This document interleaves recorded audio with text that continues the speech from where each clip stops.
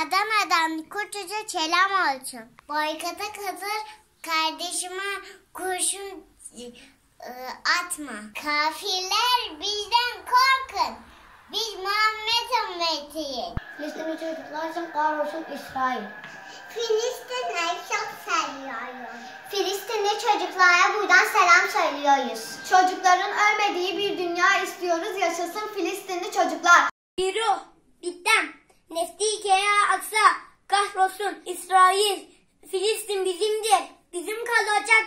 Yaşasın Mescid-i Aksa. Değerli kardeşlerim, bugün Filistin kan ağlıyor. Bugün Filistin zulüm altında ve biz Müslümanlar olarak onlara destekte bulunacağız ve onları yalnız hissettirmeyeceğiz.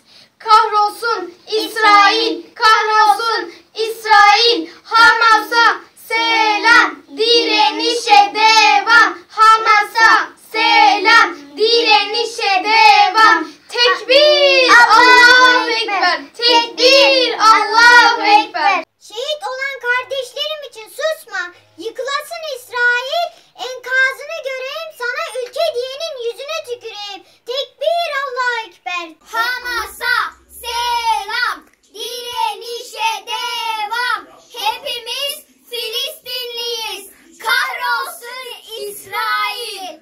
Allahu Ekber. Hamas'a selam, direnişe devam. İsrail, kahrolsun. İsrail, kardeşimden uzaktır.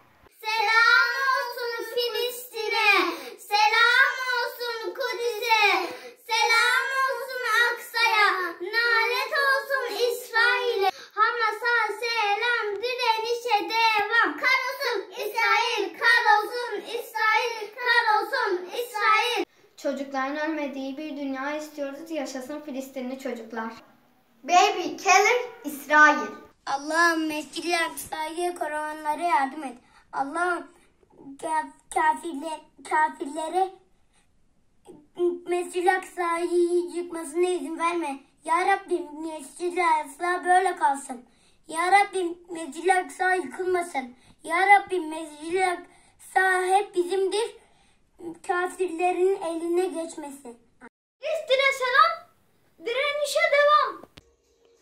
Filistinli kardeşlerimize selam olsun. Zafer inananlarındır. Müslümanlar er ya da geç kazanacaktır. Biz Filistinli çocuklarla beraber İsrail'e taş atamıyoruz ama onlara bayram harçlıklarımızı yardım olarak yollayabiliriz.